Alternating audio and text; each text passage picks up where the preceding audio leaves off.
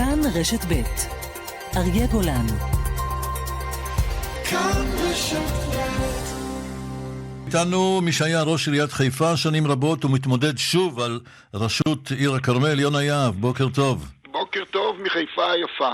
חיפה היפה, ואתה בזמנו טיפלת וניהלת אותה גם כשהייתה מלחמת לבנון השנייה.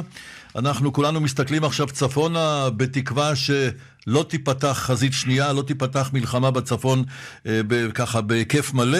יש בינתיים חילופי אש לא פשוטים שם, אבל עדיין לא מלחמה כוללת. איך מגינים על חיפה בזמן מלחמה כפי שאתה עשית ואתה חושב שתוכל לעשות, אם תיבחר שוב כמובן? קודם כל תרשה לי לפני הכל להשתתף בצערן של משפחות הנופלים. אני מבקר אותם, הכאב הוא גדול, אבל בפיהם בקשה אחת לעת הזאת, אחדות ולכידות, ואני רואה בזה מצווה שאני ממלא אותה.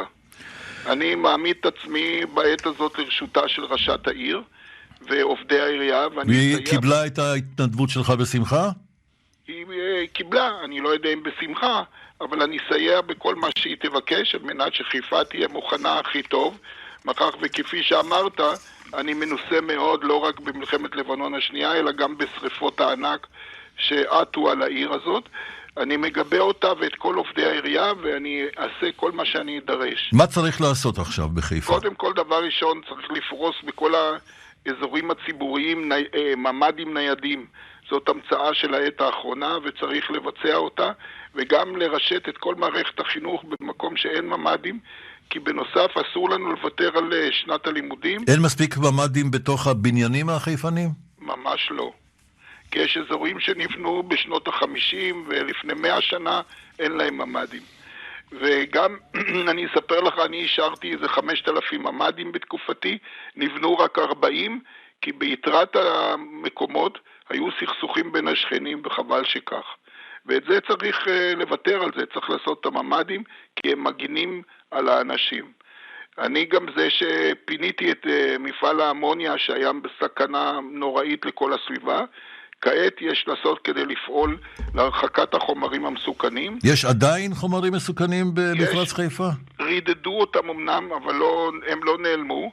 אני ביקשתי משר הביטחון, אני מקווה שהם פועלים לעשות את זה, מכיוון שזאת בהחלט מטרה וקשה. אתה צריך לבקש את זה כמי שמתמודד, כמי שהיה? ראשת העיר לא פועלת בעניין הזה?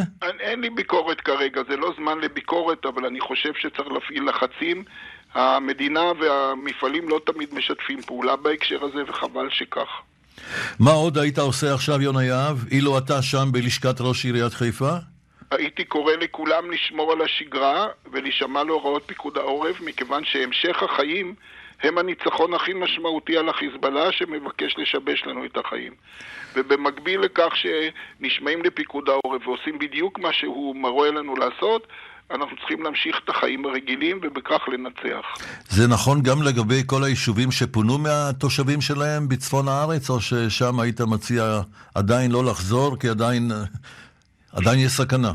אני אגיד לך דבר שאני לא אמרתי עדיין בפומבי, אני הייתי נמנע מלפנות אותם. כן, למרות שהיה ברור שחיזבאללה יגיב, ואין לו שום בעיה לשגר טילים ורקטות. זה גם מה שהיה בלבנון השנייה ולא פינו אז למה מפנים עכשיו?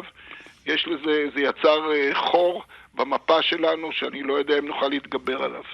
זו הייתה טעות לקבל החלטה כזאת בממשלה? לדעתי כן. אפשר לתקן את זה עכשיו לשיטתך ולהחזיר את התושבים, למרות שעדיין אין לא פתרון דיפלומטי וגם לא הכרעה במלחמה? לא, כרגע זה מדי מאוחר, זה כבר נטוע במחשבה שלהם שקיימת סכנה, אבל לא היינו צריכים לעשות, כי הרי ידענו שאנחנו מאיישים את הגבולות. תמיד כשאנחנו מאיישים את הגבולות נוצרת סכנה.